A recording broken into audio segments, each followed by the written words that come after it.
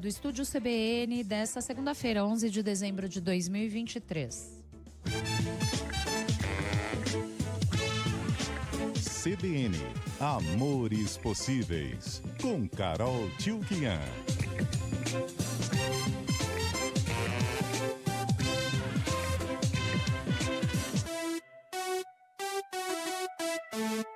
E a gente começa a semana falando de amores possíveis. Carol Tchulkian, boa tarde. Boa tarde, Tati. Boa tarde, Nando. Boa tarde. Será que é possível falar de amor sem falar de dinheiro, gente? Não é possível falar de nada sem falar em dinheiro num mundo capitalista, né? Mas, infelizmente, dinheiro ainda é tabu, né? Eu hoje quero falar sobre abuso patrimonial, infidelidade financeira. E essa nossa relação que ainda é muito difícil entre amor e dinheiro. Não sei quantos de vocês viram, mas ontem, dia 10 de dezembro, a Susana Werner, atriz, empresária, anunciou nas redes sociais o fim do casamento com o ex-goleiro Júlio César. E nos seus pronunciamentos nas redes, ela falou que a questão central para o fim da relação foram os desentendimentos financeiros e o abuso patrimonial. E a empresária frisou que ela só foi entender que ela estava sofrendo violência patrimonial quando o caso Dana Hickman veio à tona.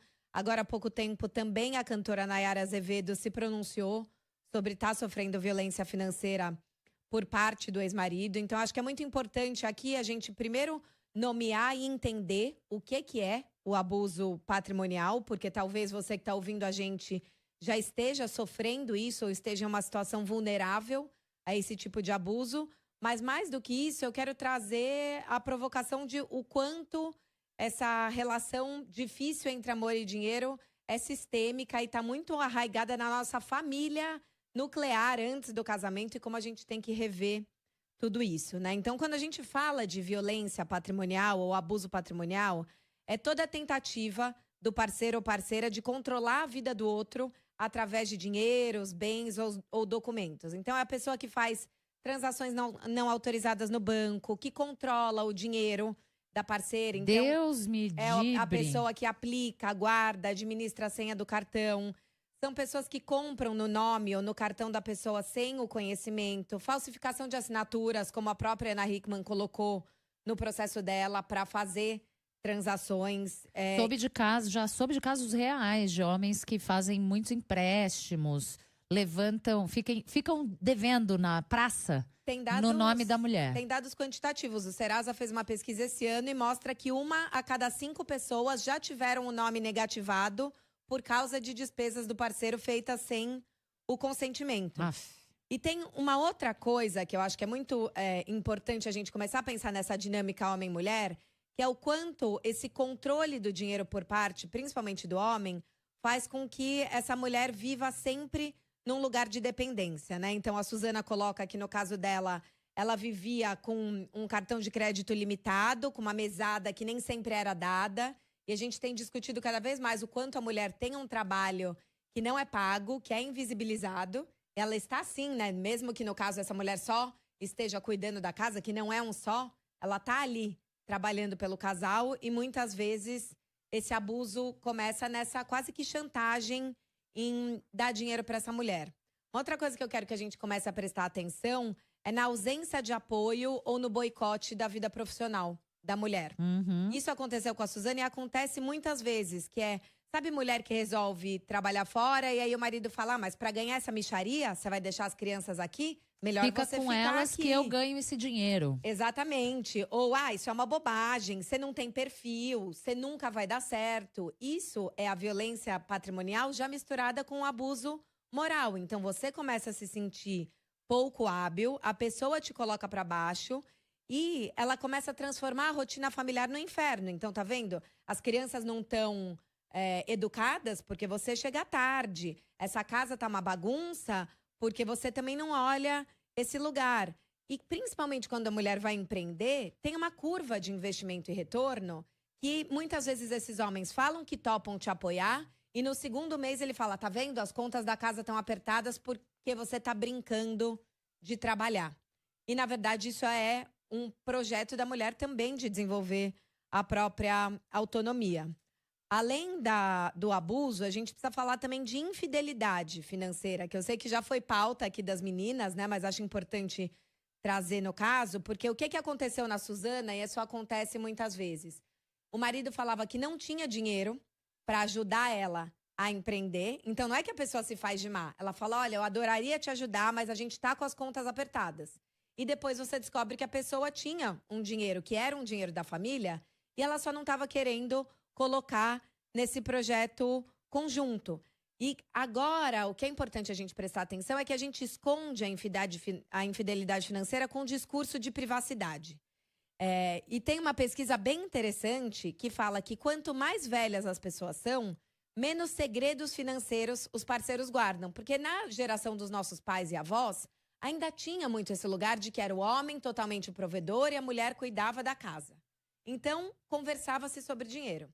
Hoje, como homem e mulher têm uma certa autonomia financeira, as pessoas não querem dividir porque elas falam assim, não, o meu dinheiro me diz respeito. E é claro que o seu dinheiro te diz respeito, mas a partir do momento que você é um casal, vocês têm que chegar num acordo em qual vai ser o dinheiro conjunto do casal ou da família. E isso é diferente de você entregar seu cartão, sua senha e tudo pro seu companheiro, né? Exatamente. Uma coisa é vocês dividirem as contas e você continuar tendo autonomia sobre o dinheiro que você ganha e a administração dele. Outra coisa é vocês acertarem uma coisa conjunta e você entregar tudo pro outro, né? Exatamente. Agora, Carol, por que as pessoas escondem o que gastam, o que têm, o quanto ganham?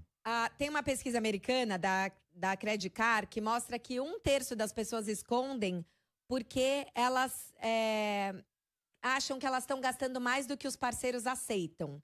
E aí, quando eu vi esse dado, já me deu uma coceira que assim, o seu parceiro precisa aceitar se você vai fazer um botox, se você vai comprar um videogame, se você vai comprar uma bicicleta nova. Ele não tem que aceitar se você tiver combinado o nosso antes. Então, se vocês acordarem que uma quantia X vai ser destinada ao projeto da família e do casal, o que sobrar só te diz respeito. Mas o que eu vejo é que a gente tá nem querendo acordar esse nosso, e aí nem querendo falar sobre o que é meu. E isso tem muito também um atravessamento do sexo, porque as mulheres sentem que elas não sabem lidar com o dinheiro, né? Então, eu acho que a gente vive numa cultura que faz com que as mulheres sejam, sim, mais vulneráveis a esse tipo de violência. Eu brinco que a gente já entra no casamento no cheque especial dessa relação de amor e dinheiro. Porque nas nossas casas, os nossos pais não ensinaram a gente a falar sobre dinheiro. Então, muitas vezes, a situação financeira da família não é discutida com os filhos adolescentes ou com os filhos jovens adultos. Era o pai que cuidava do dinheiro. E aí tem uma pesquisa com dados que eu achei bem alarmantes, que no Brasil, 93% das mulheres que são casadas dizem delegar a administração financeira da família para os maridos, porque elas não entendem. Tudo bem, talvez você não entenda, mas então vamos procurar aprender? Vamos começar a conversar sobre isso? Porque no fim, as brigas por dinheiro são a segunda causa de divórcio. A primeira é falta de comunicação. E se a gente pensar que a briga por dinheiro vem por falta de comunicação, então a gente vai precisar começar a falar de dinheiro para evitar esse efeito dominó. Tem uma campanha britânica que eu acho maravilhosa, que é de um banco que chama Lloyds Bank, que eles chamaram The M-Word. Porque no inglês o The F-Word seria o famoso apertar o botão do foda-se. Então, a palavra que é pecado, eles transformaram o M, que é money, que seria dinheiro. Então, é a palavra que é um pecado. E eles descobriram que mais da metade dos adultos evita falar sobre questões financeiras no dia a dia com os maridos.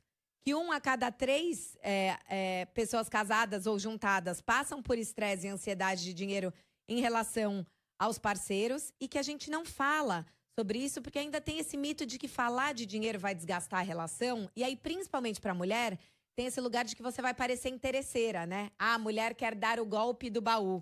Então, a gente não pode falar. Olha como algo que é repetido 1000 vezes, que tem uma carga cultural super pesada, se dá sobre a gente, né? A ponto de você ter dúvidas sobre você. Exatamente. E aí você nem quer trazer o assunto para não parecer que você é interesseira. E você não é interesseira, mas vocês têm uma família, vocês estão criando um casamento e aquilo vai ter que ser conversado. E aí a gente tem que lembrar muito que numa dinâmica de casal, dinheiro ainda é poder. E a gente fala aqui, né, o quanto as relações amorosas são relações baseadas no poder. Super. Então, é o famoso manda quem pode, obedece quem tem juízo, se eu pago, eu decido. E aí isso já cria uma relação desigual nos casais, que é muito menos colaborativa. Muitas vezes esses homens cuidam do dinheiro da família, administram as finanças, não só porque eles entendem mais de planilha de Excel, mas porque eles querem poder ter a palavra final. Ter o Então, assim, controle. vai viajar ou não vai viajar, pode comprar o carro ou não pode comprar. E aí tem um outro dado que eu queria trazer, que é não só a gente tem o trabalho invisibilizado e não pago quando a gente está trabalhando em casa, como tem um conceito que chama Pink Tax, que é a taxa rosa.